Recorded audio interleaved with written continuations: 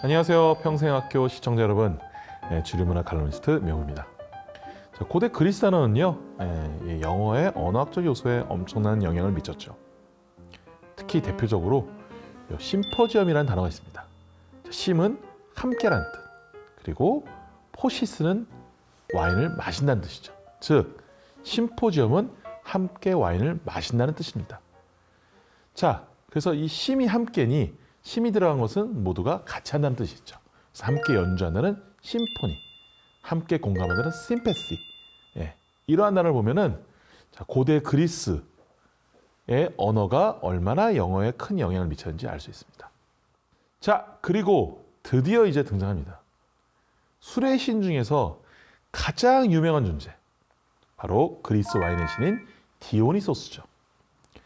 호메로스는 이집트 와인의 신인 오시리스에서 이 디오니소스가 영향을 많이 받았다고 기록하고 있습니다. 디오니소스는 그리스 신화에서 올림피스 12신 중에 막내였고요. 광기, 감정 등 예측 불가능한 것을 상징하기도 했습니다. 막내라는 뜻은요, 마지막쯤에 또 합류했다는 것으로 그전까지는 또 주류가 아니었다는 의미이기도 하죠. 즉, 외부에서 왔다는 그런 뜻을 가지고 있기도 합니다. 디오니소스의 출신은 여러 가지 설이 있는데 호메로스의 일리아스에 의하면 제우스와 테베의 공주인 세멜레 사이에서 태어났습니다. 자, 이 신화가 어떻게 시작을 하냐면 제우스 하면 늘 나오는 거 있죠. 바로 외도입니다.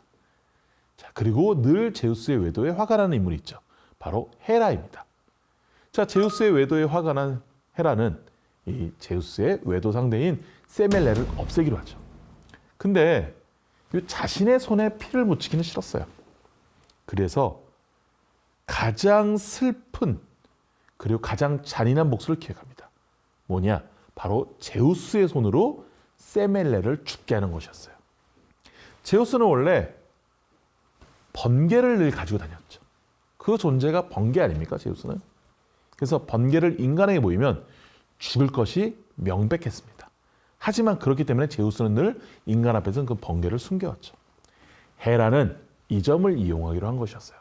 그래서 헤라는 변신합니다. 세멜레의 옛 유모인 베로에로 말이죠. 그리고 세멜레에게 다가가서 그녀가 만나는 이가 진짜 제우스가 맞냐고 의심 섞인 말을 던집니다. 당연히 세멜레는 처음에는 당연히 제우스지. 당연히 제우스지. 절대 흔들리지 않지만 계속 그렇게 집요하게 물어보니 점차 제우스의 존재를 의심하며 그래서 확인해 보기로 합니다. 헤라에게 속은 세멜레는 제우스에게 그 어떤 내용이라도 자신의 부탁을 들어달라고 조릅니다. 그 증표로 신도 거부할 수 없는 스틱스 강물에 대고 맹세하게 합니다. 그리고 부탁을 하죠. 뭐냐? 진짜 제우스 자신의 본 모습을 보여달라고. 신도 거부할 수 없는 스틱스 강에 맹세를 하다 보니까 제우스는 정말로 슬퍼하며 약속대로 자신의 모습을 보여줍니다. 그리고 그 모습에서 번개를 지닌 모습이 드러나게 되고 이 열기에 못 이긴 세멜레는 불타버리게 되죠. 그때 때마침 세멜레의 뱃속에서는 제우스의 아이가 자라고 있었습니다. 제우스는 이 아이를 헤라에게서 숨기기 위해서 자신의 허벅지에 넣고 키우죠. 이렇게 태어난 아이가 바로 디오니소스입니다. 디오니소스라는 이름은 제우스의 아들이라는 뜻도 있지만 두 번 태어난 자라는 뜻이기도 합니다. 세멜레와 제우스 모두에게서 태어나기 때문이죠. 또 디오니소스는 헤라에 의해서 몇 번이고 죽임을 당하지만 또 다시 살아납니다. 마치 겨울에 죽은 포도나무가 열매를 다시 맺듯 말이죠. 그래서 늘 포도나무는 부활이라는 의미를 가지고 있습니다. 이는 앞서 언급한 이집트의 와인의 신 오시리스와 이어지는 부분이 있는 것이죠. 결국 그는 헤라의 감시망에 걸리지 않기 위해서 소아시아를 떠돌게 됩니다. 이때 자신이 익혔던 포도 재배 방법과 와인 제조 방법을 알렸죠. 그와 함께 자신의 신성을 알리기 위해 포교 활동도 같이 하게 됩니다. 이러한 포교 활동을 인정받아서 이후에 올림푸스 12신에 들어가게 된 것이죠. 디오니소스는 술과 축제 신으로 와인을 통해 인간에게 기쁨을 줍니다. 반대로 자신의 신도와 자신을 무시하는 자에게 응징을 내렸습니다. 이와 관련된 이야기가 있는데요. 그리스 북부 트라키아의 왕 리크루고스가 디오니소스 숭배를 금지시키고 여사제들을 박해한 일이 있었습니다. 그러자 디오니소스는 그를 미치게 해서 아들을 그의 손으로 죽이게 합니다. 또 백성들은 그런 리크루고스를 묶어서 식인을 하는 말에게 던져버립니다. 이게 디오니소스가 광기의 신이라고 불리는 이유이기도 합니다. 자, 흥미롭게도 디오니소스는 그리스만의 이야기가 아니에요. 바로 크레타 문명, 나아가 페니키아까지 연결됩니다. 그의 어머니 세멜레는 테베의 공주였지만 그의 아버지는 에우로파의 오빠이자 페니키아의 왕자였던 카드모스였기 때문이죠. 그는 바로 기원전 371년 스파르타를 무너뜨린 도시국가 테베를 건국한 카드모스입니다. 카드모스는 페니키아의 공주인 에우로파가 제우스에게 납치를 당하자 동생을 찾기 위해서 그리스 전역을 찾아다닙니다. 그러다 후에 미의 여신 아프로디테의 딸인 조아의 여신 하르모니아와 결혼하죠. 두 사람 사이의 딸이 바로 디오니소스의 어머니인 세멜레입니다. 즉 디오니소스는 그리스의 와인을 전파한 페니키아인의 후손이기도 한 것이죠. 흥미로운 것이 그래서 테베는 페르시아 전쟁 당시에 그리스의 편에 서지 않고 또 페르시아 편에 섭니다. 또한 앞서 말했던 크레타 섬의 미노스 왕 역시 제우스에게 납치된 페니키아의 공주 에우로파의 아들이었죠. 이 이야기에서 알 수 있는 것은 페니키아 문명이 그리스에 얼마나 많은 영향을 끼쳤는지 알 수 있는 대목이 이런 부분에 있다는 것입니다. 그래서 디오니소스는 어머니가 페니키아 계열이다 보니 그리스 본토의 신이라기보다는 살짝 변방 또는 외지의 신으로 보는 것이죠. 자, 근데 재밌는 게 이 디오니소스가 민주주의 사상에 있어서도 큰 역할을 합니다. 디오니소스에 관한 신앙이 종교로 자리 잡은 이후에 신들이 핍박을 받았다. 이것은 굉장히 어렵게 포교가 됐다는 그런 뜻을 의미합니다. 즉 외부의 종교이거나 변방의 종교에서 출발했을 가능성이 크다는 것이죠. 디오니소스는 농민과 평범한 사람들 대상으로 포도 재배법을 알려주는 소탈하고 서민적인 이미지가 컸어요. 그래서 어디를 중심으로 커지냐? 농촌을 중심으로 커집니다. 그리고 기원전 600년 전으로 국가 차원으로 이 축제가 또 확대가 됩니다.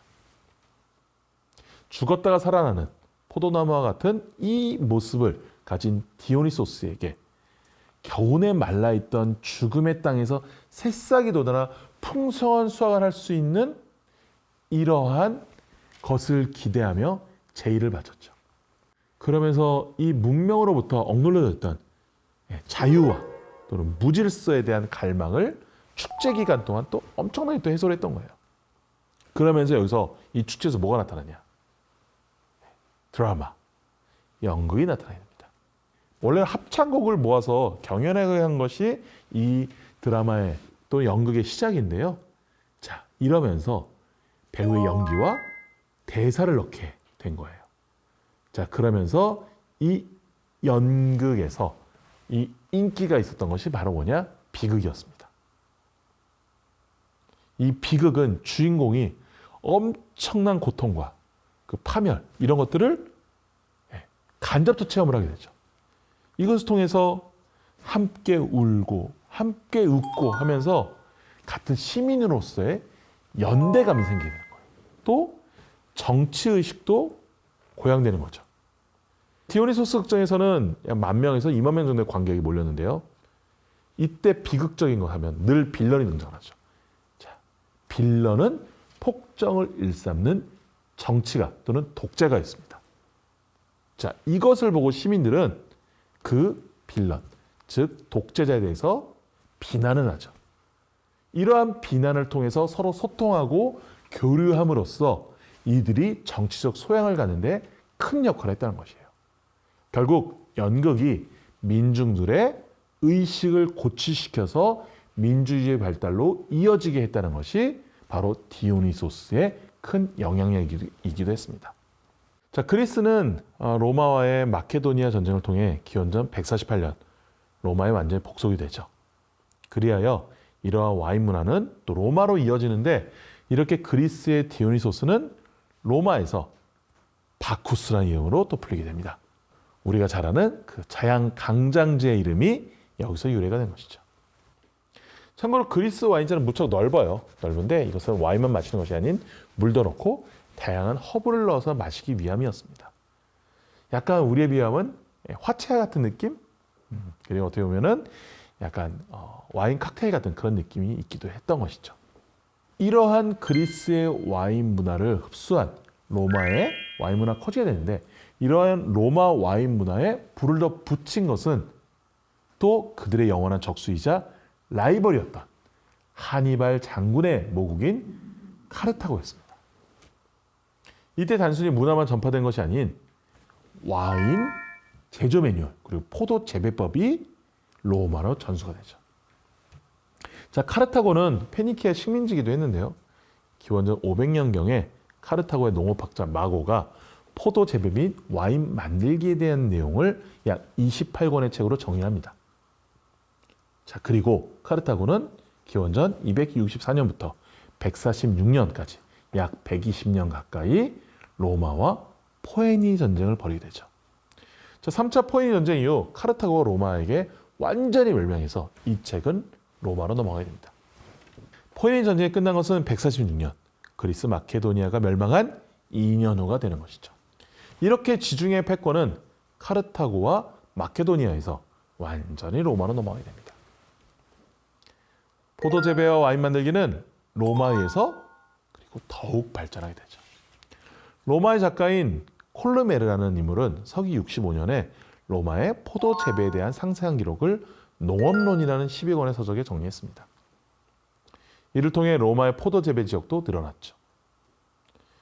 현재 와인 생산 지역으로 유명한 스페인의 리오와 독일의 모젤, 프랑스 보르도와 부르고뉴, 론 지방에서도 포도 재배가 시작되었습니다.